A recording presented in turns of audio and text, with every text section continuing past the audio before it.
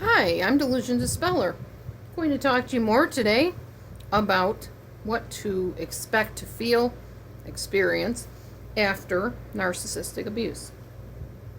I have so many different topics here that I could cover. There's so many things that you would go through after being abused in this way by people that have narcissistic personality disorder. So I'm just covering the basis of most of them on here, because it'll take me forever to get through it all. But another thing that you might experience with after the narcissist is gone, or even during the relationship, is a feeling of mania. You can't sit still. You're just very, very active, and you're anticipating what's going to happen next. And are they going to like what I did or not like what I did? Are we going to go here like we did last time? Who's going to be there? How are they going to react around this person? I mean, there's just so much excitement and exuberance, and you're just like on the edge of your seat, like watching a thriller, kind of. Except you're not watching it, you're living it, which makes it even more exciting. Now, if you're physically involved with this person in a, sexual way, there's oxytocin, so that's creating the feel-good hormone and this attachment to the person and this excitement around the person, so that's making it even harder when that person is gone. You feel like you've been ripped into pieces, your heart's been ripped out and burned or stomped on or chopped in pieces, whatever. You had this really close bond with them, and now it's over and it's gone.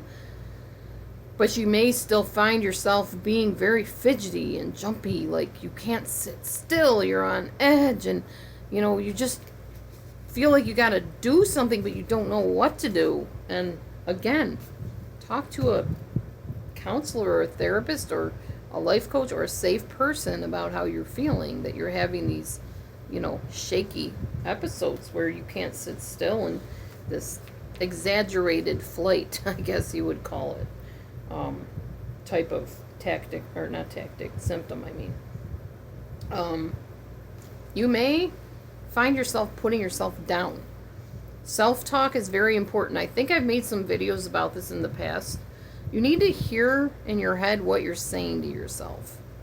Are you putting yourself down? Are you feeling like, I should have known better?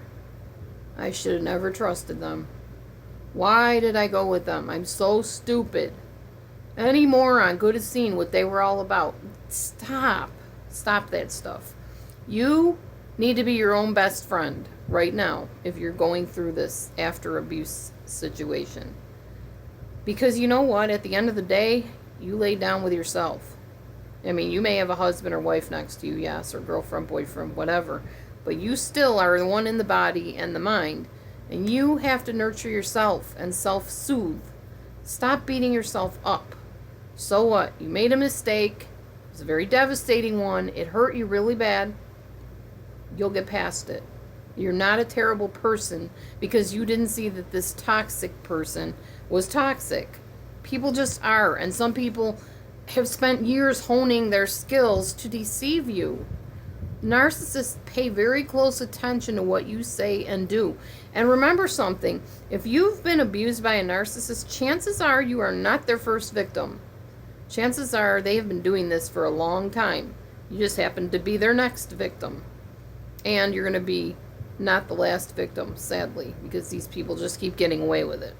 But the point is, you need to pick up your pieces of your life, give yourself a hug, two-armed hug, like this.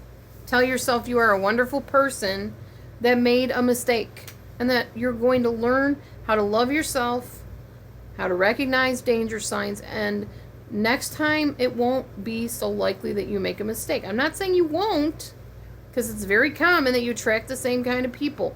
But if you work on your self-care and you learn who you are, you establish boundaries, you put your foot down from the beginning, chances are, if you're not easy prey, the narcissist is not sticking around to have this relationship with you anyways. So you'll be able to ward them off somehow. And if not, don't beat yourself up even in the next situation. Just move on. It's okay.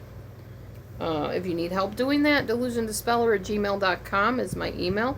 Or find an in-person therapist that specializes in trauma and abuse especially ones that deal with cognitive behavioral therapy and dialectic behavioral therapy.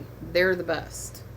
And they will help you recognize some things you need to recognize about yourself that attracts these type of creatures. Okay, so stop putting yourself down. No self-deprecation, no self-recrimination, none of that. Anyways, again, if you need help, delusiondispeller@gmail.com is my email address. Subscribe to my channel. Let me hear comments from you. Let me hear what you thought of this video. Let me hear your ideas, your thoughts, your questions. Talk to other people on my channel. Lots of people here have been through what you've been through. You don't need to go through this alone, ever. Eyes wide open, moving forward. Thank you for watching. I have more coming up.